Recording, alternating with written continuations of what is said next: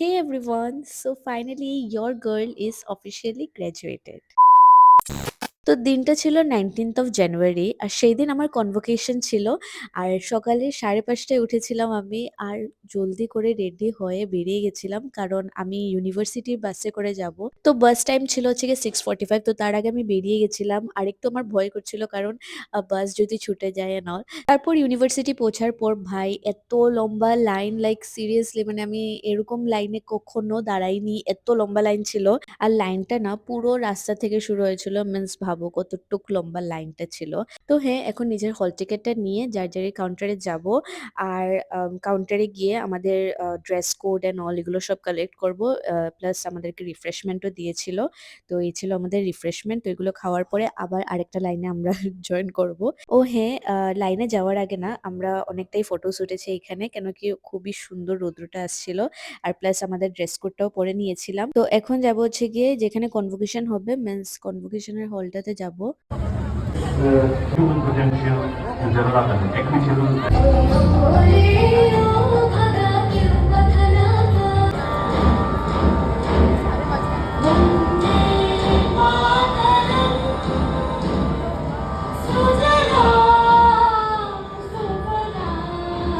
তো এখন না স্পিচ দিচ্ছিল আর যারা যারা গোল্ড মেডেল পেয়েছে ওদেরকে মেডেল বাগেরা দিচ্ছে আর ইন বিটুইন আমাদের খুবই খিদে পেয়েছিল, তো আমরা এখন খাচ্ছি বসে। তো কনভোকেশন শেষ, এখন আমরা আবার কাউন্টারে চলে এসেছিলাম সার্টিফিকেটটা এখন নিব।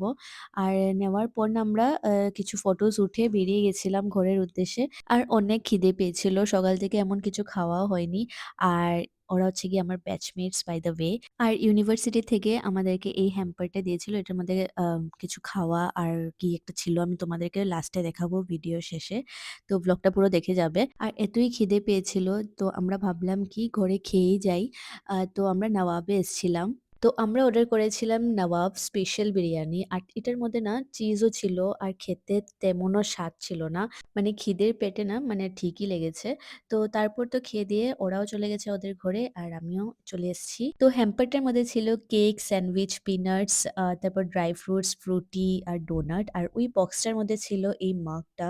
খুবই সুন্দর দিয়েছে মাগটা। তো এই হচ্ছে গিয়ে আমার ডিগ্রির সার্টিফিকেট। ফাইনালি আমার হাতে চলে এসেছে এটা, যেটার জন্য আমি 3টে বছর খুবই হার্ডওয়ার্ক করেছিলাম। আর এখন এটা পাওয়ার পর হার্ডওয়ার্কটা পুরো ওয়ার্থ ইট ফিল হচ্ছে।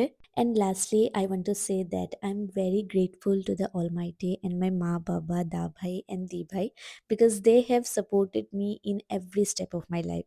So, yeah, guys, that's it for today's video. I hope you like this one. Bye.